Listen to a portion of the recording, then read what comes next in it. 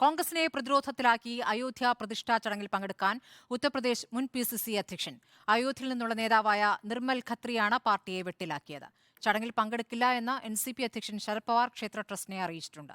അയോധ്യയെ പ്രചാരണ ആയുധമാക്കാനുള്ള BJP നീക്കത്തെ തടയിടാൻ വിവിധ പരിപാടികൾ സംഘടിപ്പിക്കുകയാണ് പ്രതിപക്ഷം. നോബൽ മാറിക്കാരൻ, നോബൽ കൂട്ടിച്ചേർക്കാൻ എന്തൊക്കെ? നികേഷ്, ഒരു വശത്ത് കോൺഗ്രസ് പ്രതിഷ്ഠ ചടങ്ങിൽ പങ്കെടുക്കില്ല എന്ന് പറയുന്നു. അതിനു പിന്നാലെ അതിന് വിശദീകരണവുമായി രാഹുൽ ഗാന്ധി തന്നെ നേരിട്ട് രംഗത്ത് വരികയും ചെയ്യുന്നു. അതിനിടയിലാണ് ഇപ്പോൾ കോൺഗ്രസിനെ പ്രതിരോധത്തിൽ ആയിക്കൊണ്ട് UP-യിലെ മുൻ കോൺഗ്രസ് അധ്യക്ഷൻ അയോധ്യ പ്രതിഷ്ഠ ചടങ്ങിൽ പങ്കെടുക്കും എന്ന് ഇപ്പോൾ അറിയിച്ചിരിക്കുന്നത്. മുൻ അധ്യക്ഷൻ നിർമ്മൽ ഖാത്രിയാണ് നിലപാട് വ്യക്തമാക്കിയിരിക്കുന്നത്. താൻ രാമന്റെ ഭക്തനായതുകൊണ്ട് അങ്ങോട്ട് പോകുന്നു എന്ന് അറിയിക്കുന്നു. ഒപ്പം കോൺഗ്രസ് ആരെയും ഈ ചടങ്ങിൽ നിന്ന് വിലക്കിയിട്ടില്ല എന്നാണ് അദ്ദേഹത്തിന്റെ ഒരു വിശദീകരണം. അയോധ്യയിൽ നിന്നുള്ള നേതാവാണ് ഖാത്രി എന്നും പ്രധാനമാണ്. ഇന്നലെയായിരുന്നു ഈ രാഹുൽ ഗാന്ധി അടക്കം ഈ വിഷയത്തിൽ വിശദീകരണവുമായി രംഗത്തേക്ക് വന്ന് അയോധ്യ ഒരു രാഷ്ട്രീയ പരിപാടിയാക്കി മാറിയിരിക്കുന്നു, മോദി പരിപാടിയായി മാറിയിരിക്കുന്നു. RSസും BJPയും ചേർന്ന് ഇതിനെ രാഷ്ട്രീയവൽക്കരിച്ചിരിക്കുന്നു. അതിനാൽ തന്നെ അങ്ങോട്ട് പോകേണ്ടതില്ല എന്ന തീരുമാനത്തിൽ കോൺഗ്രസ് എത്തുകയായിരുന്നു എന്നാണ് രാഹുൽ ഗാന്ധി തന്നെ ഇന്നലെ പറഞ്ഞത്. എന്താണെങ്കിലും കൂടുതൽ നേതാക്കൾ അയോധ്യയിലേക്ക് പോകാൻ പ്രതികരണവുമായി രംഗത്തേക്ക് വരും എന്നാണ് പ്രതീക്ഷിക്കുന്നത്. നേരത്തെ ഹിമാചൽ പ്രദേശ് മന്ത്രി വിക്രമാദിത്യ സിംഗ് ഇത്തരത്തിൽ അയോധ്യയിൽ പ്രതിഷ്ഠ ചടങ്ങിൽ പോകും എന്ന് അറിയിച്ചിരുന്നു. എന്താണെങ്കിലും കോൺഗ്രസ് ഇക്കാര്യത്തിൽ പ്രതിരോധത്തിൽ ആയി എന്ന് വേണമെങ്കിൽ പറയാം. അതേസമയം അയോധ്യയിലേക്ക് ഇപ്പോൾ, അതായത് പ്രതിഷ്ഠാ ദിവസം ഇല്ല എന്ന് NCP അധ്യക്ഷൻ ശരത് പവാർ അറിയിച്ചിരിക്കുന്നു. ഇതുമായി ബന്ധപ്പെട്ട കത്ത് ക്ഷേത്ര ട്രസ്റ്റിന് അദ്ദേഹം കൈമാറിയിട്ടുണ്ട്. പിന്നീട് ഒരു ദിവസം ക്ഷേത്ര ദർശനത്തിന് എത്തും എന്നാണ് ശരത് പവാർ വ്യക്തമാക്കുന്നത്. അപ്പോഴേക്കും ക്ഷേത്രത്തിന്റെ നിർമ്മാണം ഉൾപ്പെടെ പൂർത്തിയാകും എന്നും അദ്ദേഹം പറഞ്ഞു. ഇന്നിപ്പോൾ അരവിന്ദ് കെജ്രിവാളും ഇതിൽ പ്രതികരണവുമായി എത്തിയിട്ടുണ്ട്. തനിക്ക് ക്ഷണക്കത്ത് അയച്ചു എന്നാണ് ക്ഷേത്ര ട്രസ്റ്റ് അറിയിക്കുന്നത്. എന്നാൽ ഇതുവരെ അത് തനിക്ക് ലഭിച്ചിട്ടില്ല. പക്ഷേ ലഭിച്ചാൽ പോലും പ്രതിഷ്ഠാ ദിനത്തിൽ താൻ പോകുന്നില്ല എന്നാണ് കേജ്രിവാളിന്റെ ഒരു നിലപാട്. അതേസമയം പ്രതിഷ്ഠ കഴിഞ്ഞ്, അതായത് 22-ാം തീയതിക്ക് ശേഷം കുടുംബസമേതം അയോധ്യയിൽ എത്തുമെന്നും ദർശനം നടത്തുമെന്നും അദ്ദേഹം പറയുന്നു. ഒരു വശത്ത് ഇത്തരത്തിൽ ഈ BJP അയോധ്യയെ ഒരു പ്രചാരണ ആയുധമാക്കി മാറ്റിയിരിക്കുകയാണ്. അതേസമയം ഇതിനെ പ്രതിരോധിക്കാൻ വേണ്ട നടപടികൾ ഇന്ത്യ സഖ്യത്തിലെ പാർട്ടികളുടെ ഭാഗത്ത് നിന്ന് ഉണ്ടാകുന്നുണ്ടെന്നും എടുത്തു പറയണം. കാരണം ആം ആദ്മി പാർട്ടിയുടെ ഭാഗത്തു നിന്നാണെങ്കിൽ സുന്ദർഖാൻ പാരായണം, അതായത് പ്രാർത്ഥന ഉൾപ്പെടെ വരുന്ന ഇതുമായി ബന്ധപ്പെട്ടുകൊണ്ട് 70 നിയമസഭാ മണ്ഡലങ്ങളിലും നടത്തുന്നുണ്ട്. എല്ലാ ചൊവ്വാഴ്ചകളും അത് നടത്താനാണ് അവരുടെ തീരുമാനം.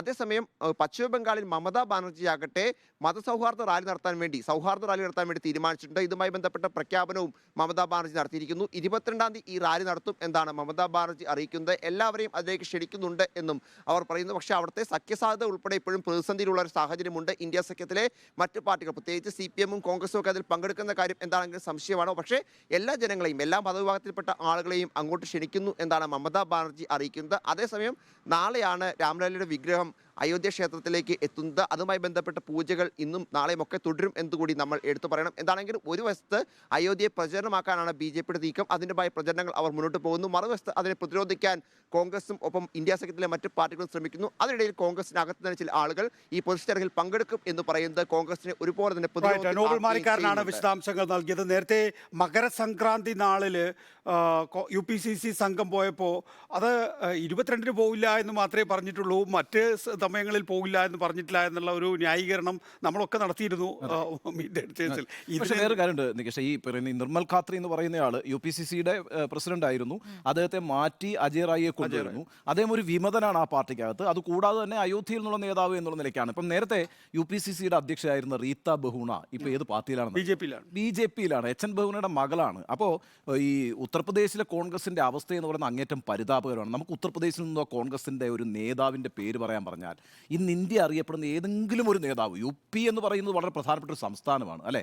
ആ സംസ്ഥാനത്തെ എത്ര വലിയ ഏറ്റവും വലിയ ഘടകമായിരുന്നു, എത്ര വലിയ നേതാക്കൾ, ഇപ്പൊ ND തിവാരി മുതൽ VP സിംഗ് മുതൽ എത്ര ജിതേന്ദ്ര പ്രസാദ മുതൽ എത്ര വലിയ നേതാക്കളെ സംഭാവന ചെയ്തിട്ടുണ്ട് ആ സംസ്ഥാനം. യഥാർത്ഥത്തിൽ ഈ അയോധ്യ വിഷയത്തിൽ പ്രതിരോധം ഉണ്ടായിരിക്കുന്ന തൃണമൂലിൽ നിന്ന് മാത്രമല്ലേ?